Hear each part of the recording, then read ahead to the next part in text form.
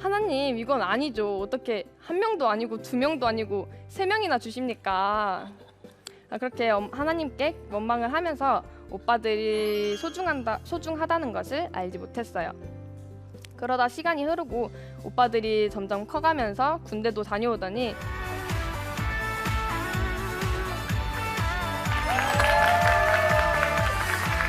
안녕하세요. 저는 HCS 기독사관학교에 다니고 있는 19살 박사라입니다. 요즘 세상이 코로나 때문에 난리도 아닌데 다들 힘드시죠?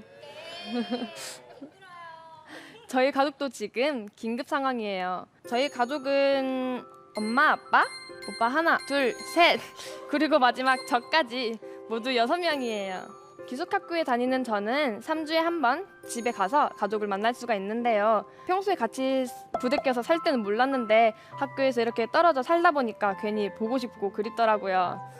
그래서 저는 학교에 있으면서 가족의 소중함을 알게 되었고 가족이 내게 어떤 의미였나, 어떤 존재였나 한번 생각할 수 있는 기회가 되었습니다. 그래서 이번 시간에는 가족이 나에게 어떤 의미인지 한번 나눠보려고 합니다. 첫째, 가족은 나에게 있어서 몰디브다. 다들 몰디브 가보셨나요? 전 물론 안 가봤습니다. 네, 몰디브 하면 시원한 바람, 따뜻한 햇살이 떠오르는데요. 저도 가족과 함께 있으면 몰디브에 간 것처럼 마음의 휴식과 힐링을 누릴 수가 있습니다. 보통 중학생이 되면 다들 무엇이 찾아오죠? 네, 맞습니다. 사춘기가 찾아오죠. 저에게도 여김없이 사춘기가 찾아왔는데요. 그렇다고 질풍노도의 시기를 겪고 방황을 한 건 아니고요. 그냥 남들의 시선과 사람들의 판단에 신경을 많이 쓰게 되었어요. 저는 사람들의 좋은 평가를 들으려고 노력했고 좋은 친구, 좋은 학생, 그리고 좋은 크리스천이 되려고 발버둥을 쳤어요. 저는 지쳐갔고 자존감이 결국 바닥까지 내려가게 되었어요. 그 당시 저는 사람들과 같이 있으면 금방 피곤을 느끼게 되었어요. 왜냐하면 이 사람들이 나를 어떻게 볼까? 내가 이 말을 했을 때 나를 이상하게 생각하면 어떡하지? 라는 데 온 신경을 집중하고 에너지를 쏟았기 때문이에요. 다른 사람들은 별 의미 없이 던진 말에 쉽게 상처를 받았기 때문이에요. 저는 누군가가 나를 판단하는 말을 들었을 때 금방 쉽게 마음이 무너졌어요. 내가 정말 그런 사람인가? 나는 어떤 존재지? 내 성격은 왜 이러지? 이렇게 혼자 자책하고 속으로 고민했던 것 같아요. 제가 이렇게 마음이 무너지고 힘들었을 때 온전해질 때가 있었는데요. 그땐 바로 가족과 함께 있을 때였어요. 어느 여름날 아빠랑 불 꺼진 거실에서 누워 있었어요. 그때 아빠께서 제 손을 잡으시면서 한마디 하셨어요.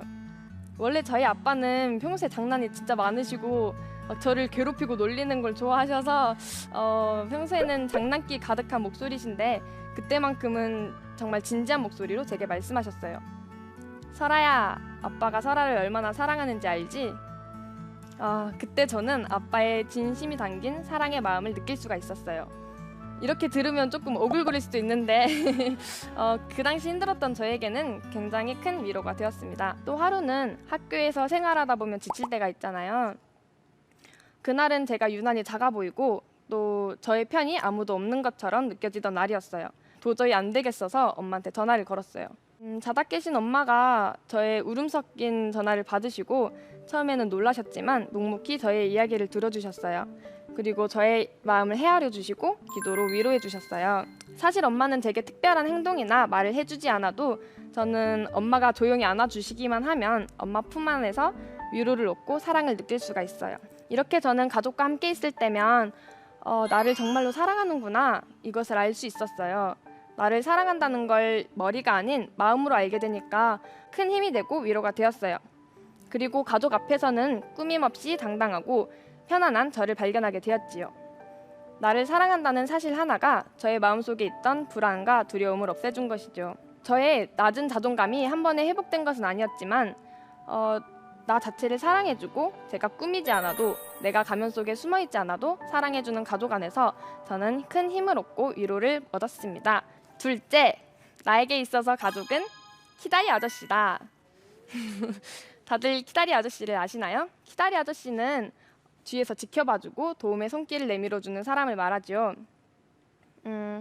저도 저의 가족이 나의 키다리 아저씨라고 느낄 수 있었던 사건이 하나 있었는데요. 때는 재작년 가을, 저희 학교에서는 1년에 한 번 단기 선교를 갈 수 있는 시간이 있어요. 그때는 성지순례로 이스라엘을 갈 수가 있었는데 저는 태어나서 한 번도 비행기를 타본 적이 없었고 해외를 나가본 적이 없어서 너무 가고 싶었어요. 그러나 신청비가 너무 부담스러워서 엄마 아빠한테 쉽게 말씀을 드리지 못하고 혼자 고민을 하다가 그래 믿져야 본전이지 하는 마음으로 엄마 아빠한테 전화를 했어요. 어떻게 됐을까요? 네, 아니나 다를까 엄마 아빠는 어려울 것 같다고 하셨어요. 사실 조금 소원도 하고 속상했지만 딱히 제가 할 수 있는 것은 없었어요. 돈을 벌 수도 있는 게 아니었죠. 그래서 저는 하나님께 어떻게든 돈 좀 보내달라고 기도를 하고 있었습니다. 그렇게 시간이 흐르고 어느덧 신청일을 앞둔 전날 밤이 되었어요. 과연 저는 이스라엘을 갈 수 있게 되었을까요? 네, 맞습니다. 기적처럼 제가 이스라엘을 갈 수 있게 되었어요. 어떻게 된 일일까요? 바로 저의 키다리 아저씨들이 나타난 것이죠. 저희 오빠들이 서로 돈을 모아서 저의 신청비를 마련해 주었어요. 알바하면서 일을 해서 모았던 돈을 날 위해 탈탈 털다니 정말 감동이었고 고마웠어요. 그렇게 저는 이스라엘 신청을 할 수 있게 되었고 몇 달 후 코로나가 터지면서 저의 이스라엘은 물 건너가 버렸어요. 저는 그 사건을 통해서 오빠들이 나를 얼마나 생각해주고 위해주는지 알 수 있었기 때문에 개인적으로는 굉장히 좋은 의미였던 시간이었던 것 같아요. 사실 이렇게 오빠들이랑 처음부터 사이가 좋았던 것은 아니에요. 정말 많이 싸웠고 치고받고 네, 그랬던 것 같아요. 제가 막내 여동생이라서 오빠들이 저를 이뻐해주고 막 공주님 대우 해줄 거라고 생각하시는데 네, 그렇지 않습니다. 저도 많이 맞았고 많이 때렸어요. 네, 저는 어렸을 때 이렇게 하나님께 기도를 많이 했어요. 하나님, 이건 아니죠. 어떻게 한 명도 아니고 두 명도 아니고 세 명이나 주십니까? 그렇게 하나님께 원망을 하면서 오빠들이 소중하다는 것을 알지 못했어요. 그러다 시간이 흐르고 오빠들이 점점 커가면서 군대도 다녀오더니 저를 챙겨주고 이뻐해주기 시작하더라고요. 그때서야 저는 오빠들이 나를 얼마나 사랑해주고 위해주고 있었는지를 깨닫게 되었어요. 그리고 참 많이 싸웠지만 소중한 존재라는 것도 알게 되었지요. 제가 아무것도 할 수 없을 때 도움의 손길을 내밀어준 가족은 나의 키다리 아저씨입니다. 셋째, 나에게 있어서 가족은 엄마 오리다. 왜 엄마 오리냐고요? 엄마 오리는 아기 오리들을 앞에서 이끌어주잖아요. 저희 가족도 걸어갈 길을 만들어주고 잘 걸어갈 수 있도록 해주었어요. 저에게는 뚜렷한 꿈이나 특별한 재능이 없어서 고민할 때도 크게 두려워하지는 않았어요. 왜냐하면 저보다 앞서서 많은 것을 경험해보고 부딪혀본 인생의 선배들이 있었기 때문이에요. 곁에서 부모님과 오빠들의 삶을 지켜보면서 길의 방향을 알게 되었고 그 길을 걸어가는 방법 그리고 인생을 살아갈 때의 자세들을 배우게 되었어요. 저희 부모님이 저희 사남매에게 자주 하시던 말씀이 있는데요. 바로 도전하라. 그렇게 저의 셋째 오빠는 도전의 길을 스스로 선택해서 가게 됩니다. 바로 부모님의 요구가 아닌 자신의 의지로 대안학교에 가게 된 것이죠. 자신이 다니고 있던 고등학교를 자퇴하고 HCS에 입학하게 되었어요. 그로부터 약 2년 후 저도 오빠를 따라서 대안학교에 갈 수 있게 되었어요. 이처럼 가족은 엄마 오리와 같이 저에게 길이 되어줍니다. 그 길을 따라 걷다 보니 최근 저에게도 비전이 하나 생겼는데요. 저의 비전은 바로 고아원이나 베이비 박스 센터와 같이 가족이 없이 자라나는 아이들에게 가족이 되어주는 것이에요. 제가 받았던 사랑을 그 아이들에게 흘려보내고 그 사랑 안에서 아이들이 몸과 마음이 그리고 영혼이 잘 건강하게 성장할 수 있도록 돕고 싶어요. 그리고 그 아이들이 하나님의 일꾼으로 잘 훈련받아서 또 다른 사랑의 통로가 되었으면 합니다. 그래서 저는 지금 저의 비전을 따라 저의 길을 하루하루 최선을 다하며 걸어가고 있어요. 가족은 이렇게 저에게 많은 영향을 주었습니다. 몰디브처럼 저에게 힘을 주고 제가 온전해질 수 있도록 해주었고요. 키다리 아저씨처럼 제가 아무것도 할 수 없을 때 어디선가 짜잔 나타나서 도움을 주었고요. 그리고 마지막으로 제가 걸어갈 길을 만들어주는 엄마 오리가 되어주었어요. 여러분, 이 세상에는 바꿀 수 없는 것이 몇 가지가 있습니다. 그중 가장 대표적인 것은 가족인데요. 자식은 부모님을 선택할 수가 없죠. 내가 이 엄마 아빠 아래에서 태어나야지 해서 태어날 수 있는 게 아니에요. 그리고 마찬가지로 부모님도 자식을 선택할 수 없어요. 자신의 의지와 노력으로 얻어지는 것이 아니죠. 선택할 수 없다는 것은 하나님이 나에게 주신 가장 귀한 선물이라는 증거예요.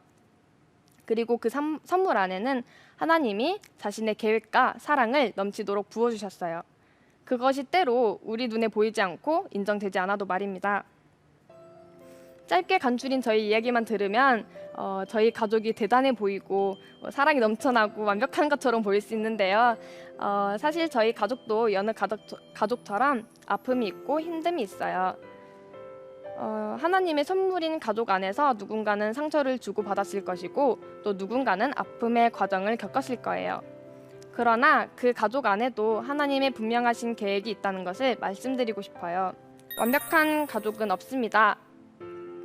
그저 하나님의 선하심을 신뢰하면서 그 사랑을 발견해가는 것뿐이에요. 저희 부모님도 오빠들도 그리고 저도 많이 부족하고 서투르지만 하나님이 우리 가족에게 주신 계획이 뭘까? 그 사랑은 뭘까? 이렇게 생각하며 찾아나가고 있답니다. 여러분에게 있어서 가족은 어떠한 존재인가요? 그리고 여러분은 가족에게 어떠한 존재인가요? 한번 생각해보는 시간이 되었으면 좋겠습니다. 감사합니다.